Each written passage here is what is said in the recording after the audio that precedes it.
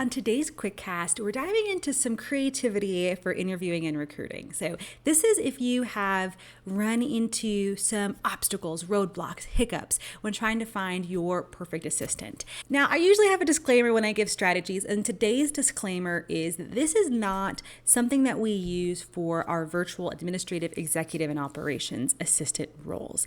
Because in these roles, we really need candidates that do have some technical experience that can very easily evolve and adapt with our clients based on what those clients might need, based on the fact that sometimes those clients don't know what they need, they're in different industries, all those things.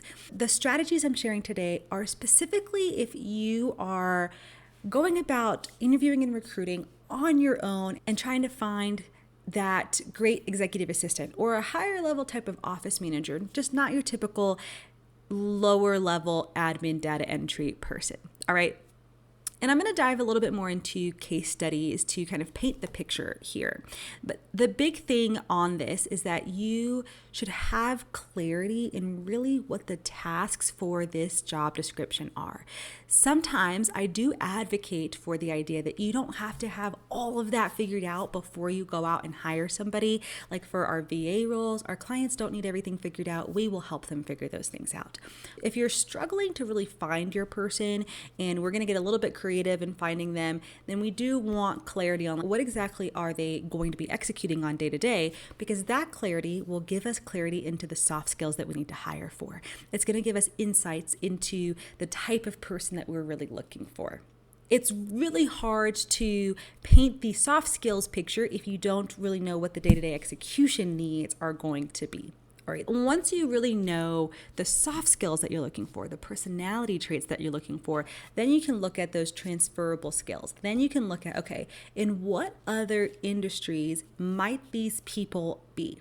For instance, I was helping somebody brainstorm on finding an executive assistant. They're in a small rural town. They're in a highly regulated industry. They're growing rapidly, so they need someone that can support not only him as the CEO, but multiple other executives, kind of their whole leadership team. And being in a small rural place, it's hard to find high-level executive assistant talent because a lot of the other businesses probably haven't been hiring for those types of roles. So it's unlikely you're going to find someone that has that experience unless someone got tired of New York and moved there, right? So then the question becomes, okay, where else would we find highly organized, reliable people that still have this kind of supporter, caring mentality? Oh, a great idea here would be, let me check out the PTA of some of the high schools. Is there a mom who's soon to be an empty nester, or, most of her kids are in high school, so most of her kids are pretty self-sufficient. She maybe has been a stay-at-home mom for a long time, and now she's looking to re-enter the workforce. That would be a perfect candidate because she has been organizing events, she's been organizing people, she's been looking at logistics and details for a long time. She most likely is going to want something part-time and not full-time, so you get to start out with a few hours while you figure out this new role. That's a great place to look for someone that has the baseline personality to become a great executive assistant. Other places that I like to look for that organized yet caring person is going to be like team leads at restaurants, or if you've been to a restaurant and you've had just an amazing hostess. Now, I would not say look at someone's resume and if they only have hostess or restaurant experience, like, okay, then they're going to be a great fit. We don't know that. This is if you've been to a restaurant and you have really appreciated this person's service as a hostess or waitress. If their resume maybe says that they were a team lead for front of house or team lead for back of house, right? And now they're trying to dip their toe into more office work.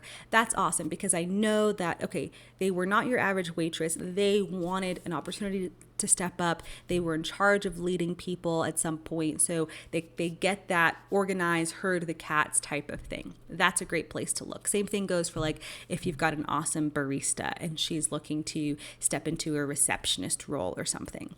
Be a little bit careful there because receptionist roles are actually quite lonely. It's usually someone sitting at the front. This is if you are not having your receptionist also be like your bookkeeper and accountant, right? And you'd actually need some technical skills there. But if you're having your receptionist be more of the office manager, admin focused, those are usually pretty lonely roles and they're just sitting up front by themselves unless you have like high volume coming into your place. So I'd be a little bit careful putting someone in a role like that if they're used to talking to people all day, like a barista usually is.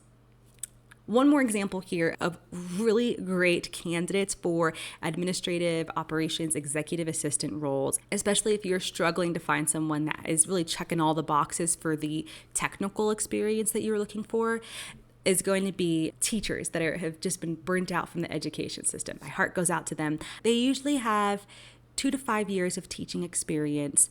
Maybe it's more preschool and elementary school age, and they just got burned out from the education system. It was not what they wanted it to be, but they have this great skill set of being patient, of being super compassionate and wanting to support others while also being amazing at organizing the details, right? That's their left and right brain goes crazy. It's awesome. Those are great candidates to find. And the awesome thing about this is usually if you're thinking outside of the resume, you're thinking outside the box with these candidates, you can usually hire at the lower end or middle of your salary range because this person knows that they are kind of getting a break. Like they know that they are getting a role that they don't have all the experience for, but they are ready and eager to learn. So there are some cost benefits to you, and as long as you know, okay, you're going to have to train them up a little bit. Like they're not going to come in ready to like dive into everything. You're going to have to train them up. That's the cost of not having someone at the higher end of the salary spectrum.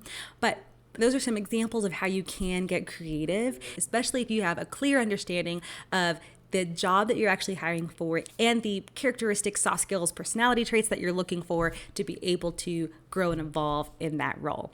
If you've got a role that you're struggling to fill, then leave it in the comments. I'd love to help you think outside the resume and get a little creative, or you can message me on LinkedIn. Just search Samantha Cordero Prestige, or you can email my team and I at info@auxosbs.com. And I'll catch you for next week's QuickCast.